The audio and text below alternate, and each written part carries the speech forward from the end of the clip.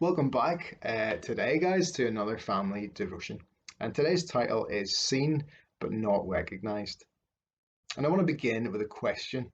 Have you ever seen Ant and Dec on TV? Stick your hand up if you've seen them.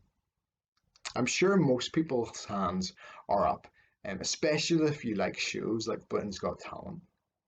I would say one of the shows that I enjoy most that Ant and Dec do is a show called Saturday Night Takeaway. And there's a part of that show where they go undercover. They try to prank a celebrity. They don't want anyone to realize who they are, so they have to disguise themselves really well. Usually, well, they'll spend a long time letting makeup artists transform them and the way that they look. They'll maybe make them look a little bit older or quite a bit older. Or they might give them long hair that's a different color, or they might give them a beard.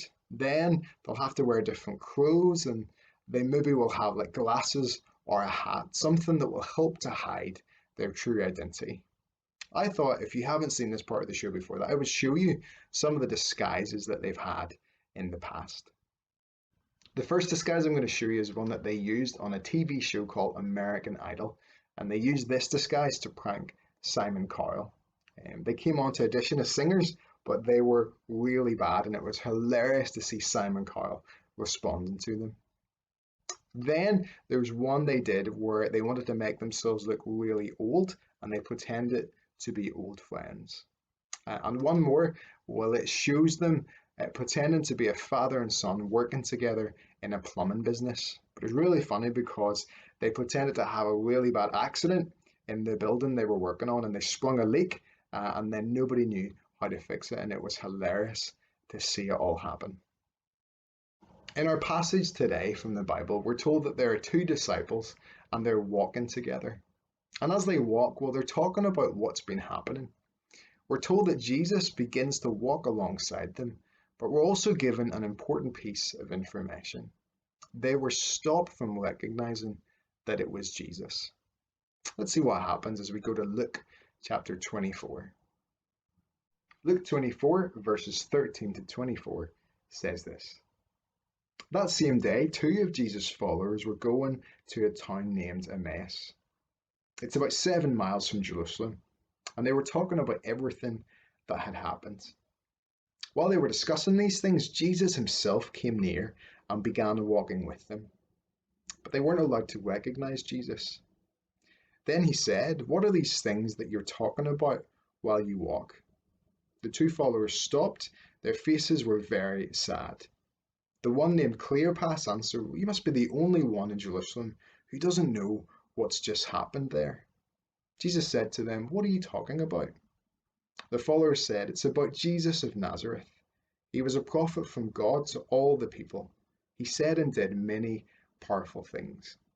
Our leaders and the leading priests gave him up to be judged and killed.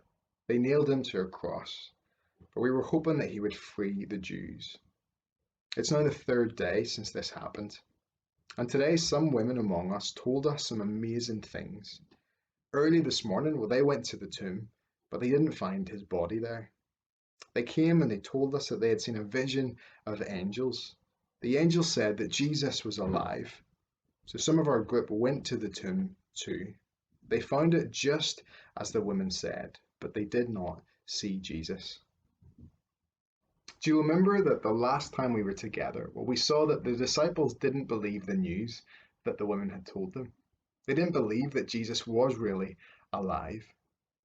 So as these two disciples were walking along and chatting about everything that had happened, well, they were feeling really sad and disappointed. As Jesus draws alongside them, he asks them a question. "What are you talking about?" And look at what they say. It's about Jesus of Nazareth. He was a prophet from God to all the people. He said and did many powerful things. We were hoping that he would free the Jews. These words from the disciples, well, they make it clear that they really hadn't understood who Jesus was. They thought that he was just a messenger from God, a special person who could do amazing things.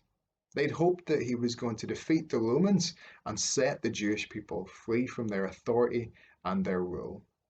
They had a wrong view of Jesus. Although they had met Jesus, they'd looked at him and they talked to him and heard his voice, but they didn't understand who he was. You see, only God can help us to see the truth. We need his help if we want to see Jesus for who he really is. Jesus wasn't just a messenger from God who could do amazing things. He was God himself in human form. He hadn't come to defeat the Romans and free the people from their rule, but he had come to do much, much more. Jesus had come to defeat sin and death and to set us free so that we could be friends with God again.